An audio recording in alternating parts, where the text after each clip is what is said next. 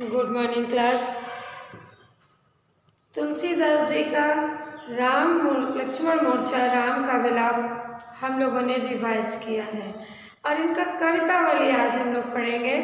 क्या है कवितावली? उत्तरकांड से दी गई है। इसकी मीनिंग क्या है, इसका भावार्थ क्या है, ये जानते हैं।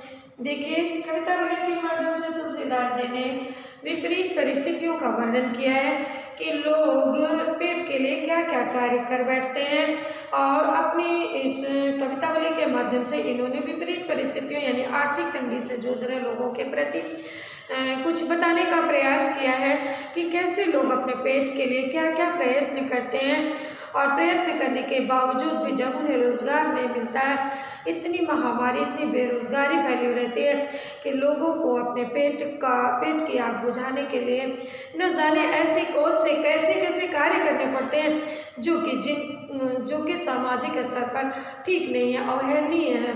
तो आइए देखते हैं क्या क्या बातें की है इन्होंने कवितावली के माध्यम से। देखिए, किसी भी किसान कुल बनिक भिखारी भाट चपल चाकर चपल नट चोर चार चटकी। किसी भी किसान कुल बनिक भिखारी बाट, किस भी मीन्स व्यवसाय करने वाला, किसान खेती करने वाला, बनिक मीन्स बनिया, भिखारी मीन्स भिक्षा मांगने वाला, भाट जो भजन कीर्तन गाते फिरते हैं, चाकर चपल, चाकर मीन्स नौकरी करने वाला, चपल नट मीन्स चंचल नट जो नृत्य करते हैं, कलाकारी दिखाते हैं, बाजीगर टाइप के होते हैं, चोर चार चेटकी, चोर चोरी करता है, चेटकी मीन्स बाजीगर होता है। ठीक है, तो चपल नट जो सर्कस वगैरह में नट लोग रहते हैं, तो जो चढ़ जाते हैं ऊपर पेट के बल ऐसे घूमते रहते हैं, उन्हें नट कहा जाता है। ठीक है, क्या करते हैं ये लोग सब? अब कई व्यवसायों का वर्णन इन्होंने किया, कई कार्यों की बातें की यहाँ पर कि व्यवसायिक है, किसान है, बनिया है, भिखारी है, बाट है, चप्पल है, चाकर है यानी नौकर है, चपल नट है, चोर है, बाजीगर है।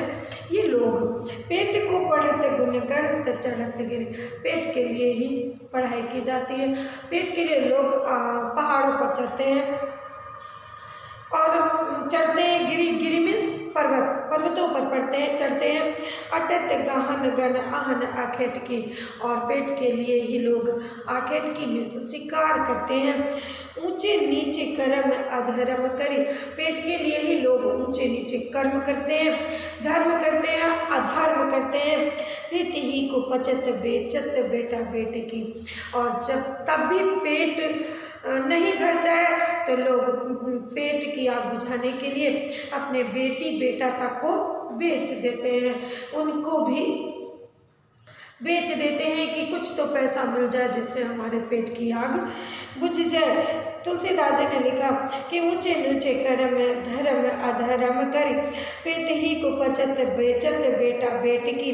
तुलसी बुझाई एक राम घन श्याम ही थे, आगे बढ़ बागिनी बड़ी है आग पेट की। तुलसीदास जी कहते हैं कि सब कुछ करो, लेकिन अगर प्रभु का स्मरण नहीं करते हो तो आपको ऊंचे नीचे कर्म धर्म अधर्म सब कुछ करना पड़ेगा, फिर भी तुम्हारे पेट की आग नहीं बुझेगी। तुलसी बुझाई आग तुलसी बुझाई एक राम घन श्याम ही थे। तुलसीदास जी कहते हैं राम या घनश्याम का नाम लेने से ही पेट की आग को बुझाया जा सकता है। यानी कि अगर हम समस्त कार्यों के साथ थोड़ा सा समय अगर ईश्वर के स्मरण में लगा दें तो हमारा हर कार्य सिद्ध हो जाएगा। आगे बढ़वागिनी बड़ी है आग पेट की, क्योंकि पेट की आग जो है सबसे बड़ी आग होती है। खेती ने किसान को दूसरे पैराग्राफ में बताया, किसान क्योंकि जो भगवान का स्मरण नहीं करता है, राम का स्मरण नहीं करता, घनश्याम का स्मरण नहीं करता, तो वो परेशान रहता है। क्या होता है? खेती न किसान को, खेती में किसान को फायदा नहीं होता, भिखारी को न भीख बनी, भिखारी को भीख नहीं मिलती है, बनिक को बनिज बनिया का व्यवसाय नहीं चलता, न चाकर को चाकरी, न चाकर को चाकरी मिलती है। लोग इधर उधर घूमते फिरते रहते हैं और उनका कार्य सिद्ध नहीं होता है। जीविका विहीन लोग सिद्ध मन सोच बस, जिन लोगों को जीविका भी है, बेरोजगारी, जब लोगों को रोजगार नहीं मिलता है तो सीधे मान सोच में सोचने के लिए विवश हो जाते हैं। क्या कहे एक एकन सो कहाँ जाई का करी। एक दूसरे से कहते हैं कि कहाँ जाएं और क्या करें। कहे एक एकन सो कहाँ जाई का करी। वेदों पुराण कहीं लोगों बिलोकियत। वेदों पुराणों में लोगों ने कहा है, लोगों ने देखा है क्या, सावरे सभय पे राम राम रे कृपा करी। सभी पर राम ने कृपा किया।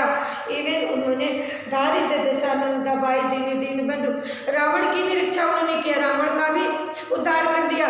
अति ज्यादा किया तो उन्होंने उनको मार कर उनका उद्धार कर दिया। जिस प्रकार दशानन ने गलत कार्य किया और अंत में राम को आना पड़ा उनका अंत करने के लिए, ठीक उसी प्रकार अंत में तो राम ही आते हैं सभी का अंत करने के लिए। तो दारिद्र दशानन दबाई दिन दिन बंधु दुरित दान दे के तुलसी हाहा करी। तुलसीदास जी कहते हैं कि मैं तो सिर्फ राम का नाम का माला जपता हूँ, मुझे किसी चीज़ की कोई चिंता नहीं है। तुलसीदास जी कहते हैं कि दारिद्र दशानन यानी कि दरिद्र दशानन यानी दरिद्र रावण का भी अंत दीनबंधु ने अपने हाथों से किया है, क्योंकि उसका भी एक कार्य तो अच्छा था कि वो पूजन पाठ करता था, इसलिए राम को अंत में स्वयं मनुष्य का अवतार लेकर के उसका अंत करने के लिए आना पड़ा।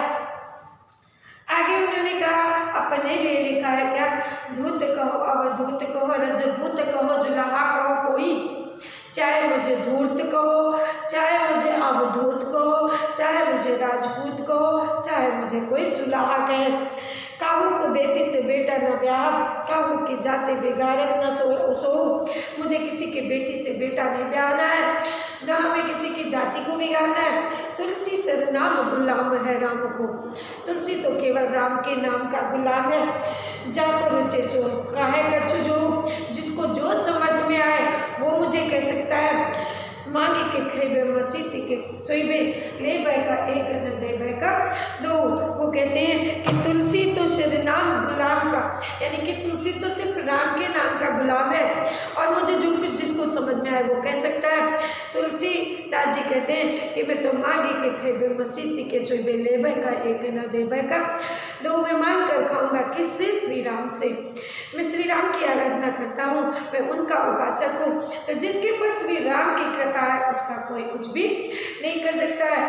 तो कहते हैं मैं तो श्री राम से मांग कर खाऊंगा, मस्ती से सोऊंगा, ले बह का एक न दे बह का दो। मुझे किसी से न लेना एक न देना दो है। तो इस प्रकार से तुलसीदास जी ने विपरीत परिस्थितियों का या आर्थिक तंगी से जूझ रहे लोगों के विषय में बताया है और बताते हुए इस कविता वाले चैप्टर को पूर्ण किया है।